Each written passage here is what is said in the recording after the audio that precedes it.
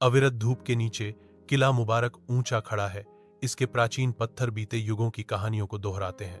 दीपू की आंखें चौड़ी हो जाती हैं, किले की विशालता और वैभव से अभिभूत। दादा की आवाज गर्व और श्रद्धा से गूंजती है, बेटा, यह सिर्फ एक पत्थर की इमारत नहीं है। वह किले की ओर इशारा करता है। उसके शब्द विरासत की एक स्पष्ट तस्वीर पेश करते हैं। यह हमारे इतिहास और संस्कृति की पहचान है।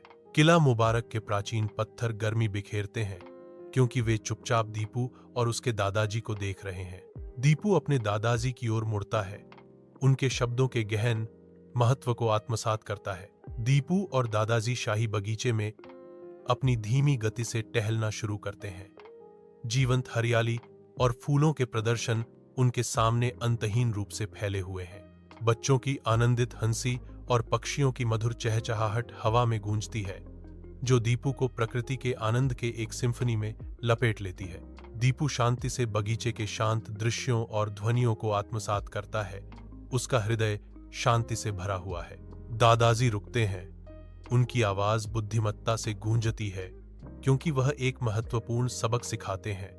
प्रकृति हमेशा हमें तरोताजा और खुश रखती है, इसलिए हमें इसकी रक्षा करनी चाहिए। दीपू ध्यान से सुनता है, दादाजी के शब्दों को आत्मसात करता है, मानवता और प्रकृति के बीच गहरे बंधन को समझता है। साथ मिलकर वे अपनी सैर जारी रखते हैं, बगीचे की सराहना में एकजुट, आने वाली पीढ़ियों के लिए इसकी सुंदरता को संरक्षित करने के लिए दृढ़ है। पटियाला की दुकान के अंदर दीपू मंत्रमुग्ध खड़ा है।